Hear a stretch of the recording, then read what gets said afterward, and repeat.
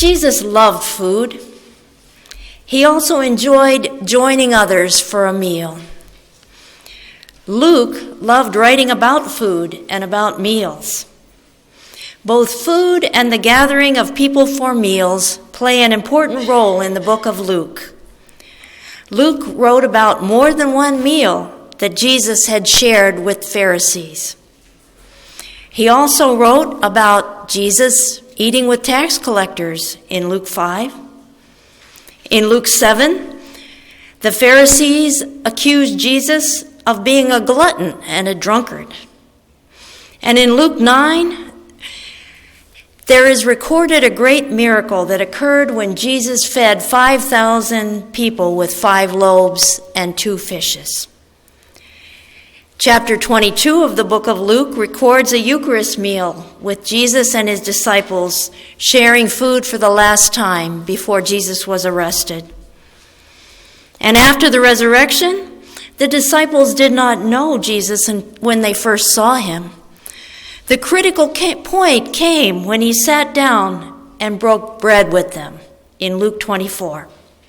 Then they knew. Luke loved writing about Jesus and food. And in addition to the meals, Luke's gospel also emphasizes the need for Christians to actively work in their communities. Of all of the 4 gospels, Luke in particular focused upon the needs of the poor, including the difficulty that they had in obtaining food.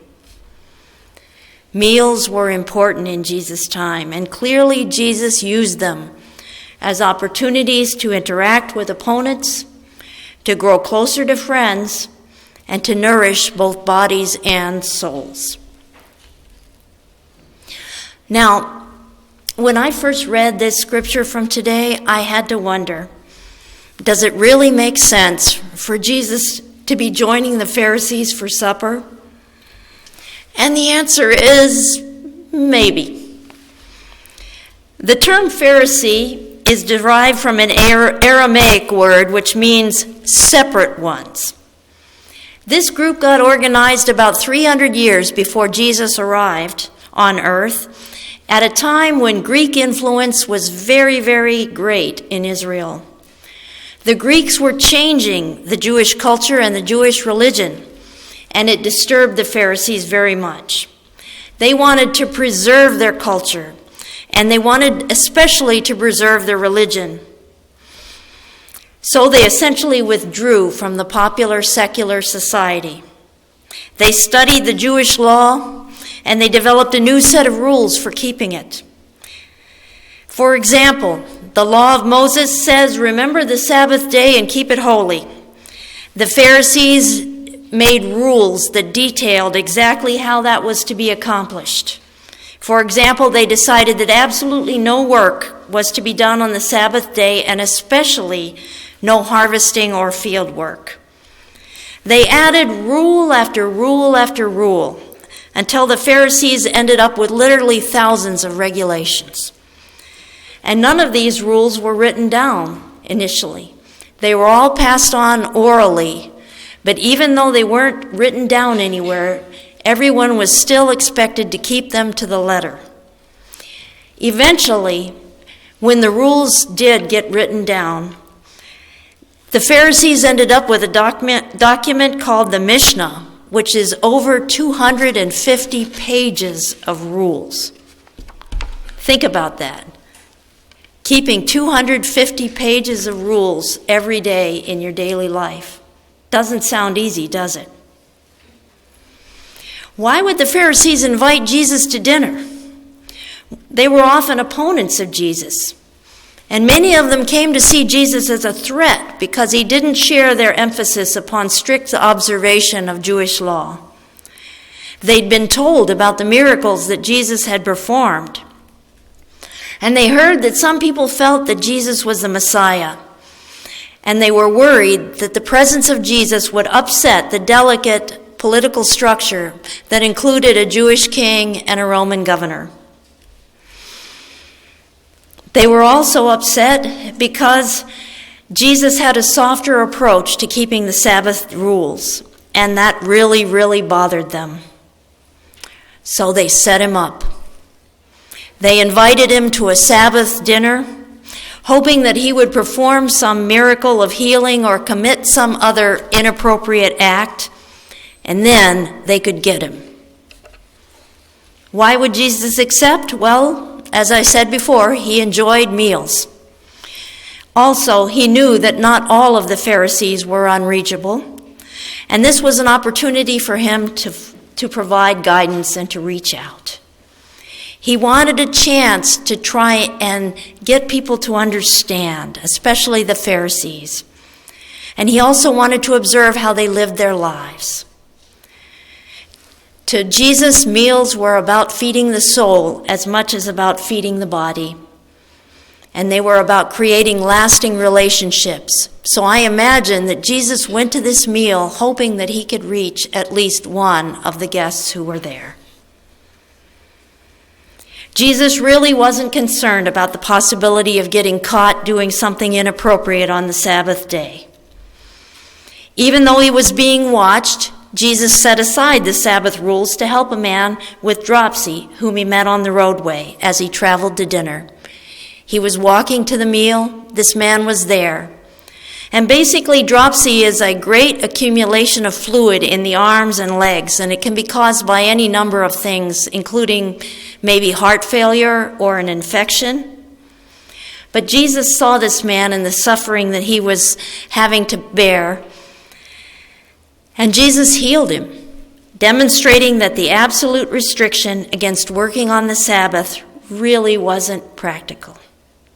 His actions demonstrated his unwillingness to allow the Pharisees to intimidate him. And he asked them, if you had a farm animal that fell into a well on a Sabbath day, would you try and save it? And they said, of course we would. And that also indicated that they realized that these rules were not always practical either. It was a perfect time for Jesus to point out that the humans around him were certainly more worthy of being helped on a Sabbath day than any animal. Now, as much as he loved food and eating, Jesus was much more interested in the hosts and the guests rather than in the meal. He used this gathering as an opportunity to teach about humility and inclusiveness. And the Pharisees really clearly needed some instruction on these areas. Jesus was trying to help them realize that what's in their hearts is far more important than keeping their rules to the letter. You see, for the Pharisees, meals were a place for individuals to display their social status. Seating was often assigned, and for guests, it was an honor to be invited and to sit in the best area. It was shameful to be left out or to be assigned to the cheap seats. Seating close to the host, you were golden. Away from the host, well, you'd better find some new friends and maybe a new town. Essentially, these gatherings were a big show with everyone looking around to determine whether or not the important people were present. If an acquaintance invited you to a dinner or a gathering, you were expected to issue a return invitation. The Pharisees, you see, were making their meals and their social gatherings into business meetings. Hospitality became a statement about status. They had decided that their individual status was more important than any benefit that they could bring to the group as a whole. Both at meals and at life, they were working for their own egos and their own faction, and not for the Israelis or Jewish people as a whole. The Pharisees, as I said, were working for themselves in their little group, and they wanted that separateness that they kept to keep them safe. But their separateness and their factionalism cost them the ability to see other people as God's children. They ignored those who were poor or disabled and not able to host a party. They could just live within their rule system without ever having to question what was in their hearts. They worked for that individual benefit, that benefit of their small sect, and they basically ignored everyone else. They didn't want to be part of a team. I think Jesus asked both the Pharisees and us to set aside our own egos and our needs for security in favor of a more risky and open approach that embraces everyone. We are, after all, a mosaic of people with differing abilities, differing personalities, different approaches to life. But Jesus was and is asking us to come together to set aside our personal preferences for the benefit of having our churches and our communities function as teams. Functioning as a team makes it possible for us to achieve a challenging goal.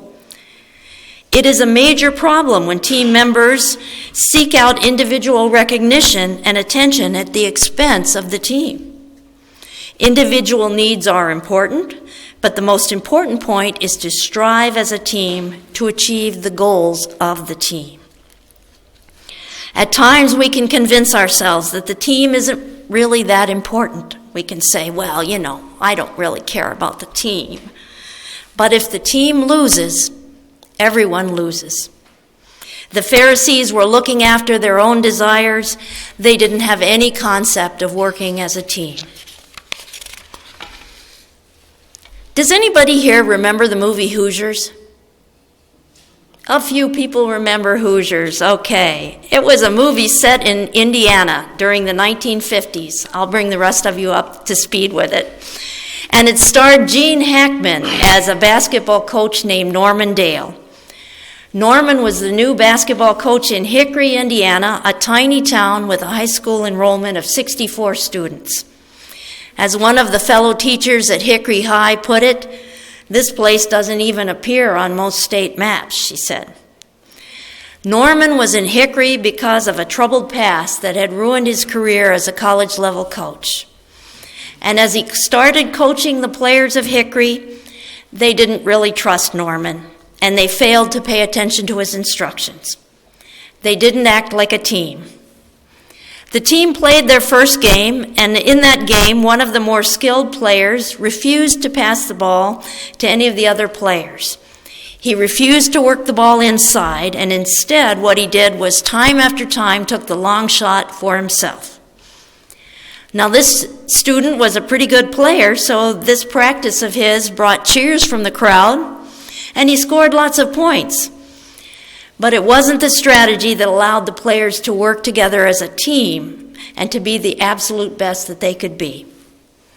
So Norman benched this player, and he put somebody less talented in the game. And when another couple of members of Hickory's team fouled out, Norman played with 4 on the floor rather than allowing this long shooter back into the game. The team lost with an embarrassing score. But the team members learned that the game is not about pursuit of individual status. And by the end of the season, they'd absorbed this lesson. The team came together. They played much better as a result. Norman gradually won them over, helping them to realize that each of the players was part of the overall success. Norman recognized that each player had a role to play, even if individually they were not a star. And he told his team, "Be clear what we're after," he said. Team, team, team.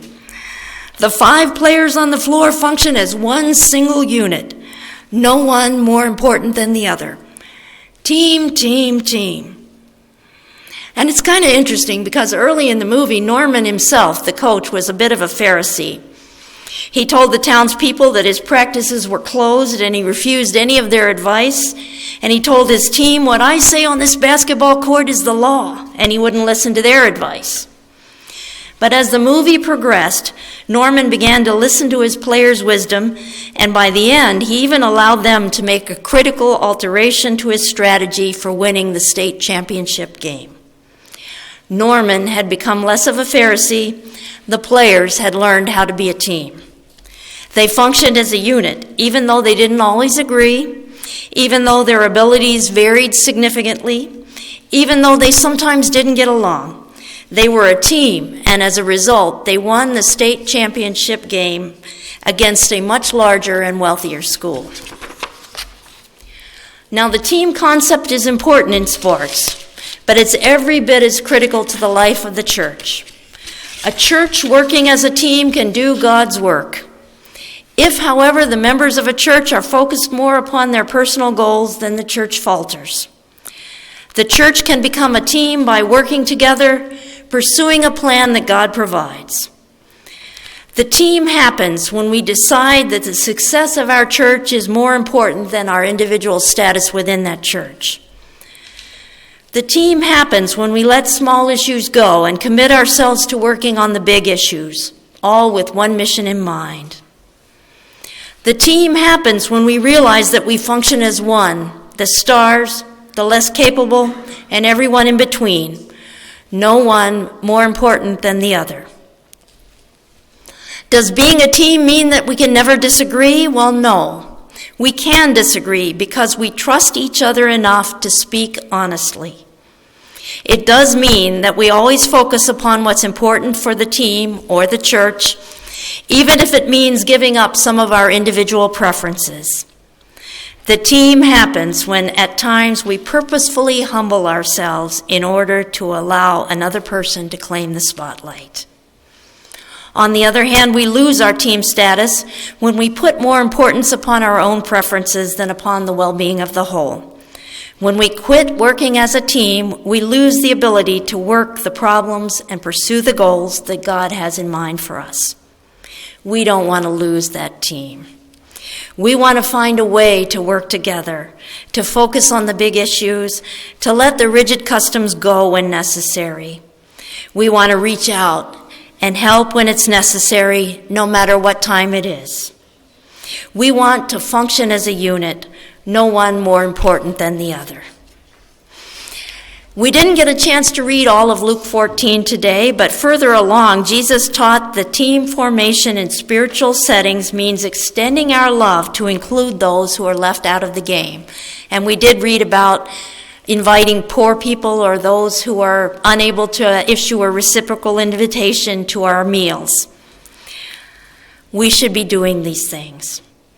Putting our isolation and our ego behind us, reaching out for those who can't necessarily pay us back.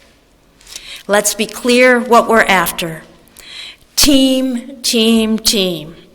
All people of the church function as one unit. No one more important than another. Team, team, team. That's how churches become champions. Amen.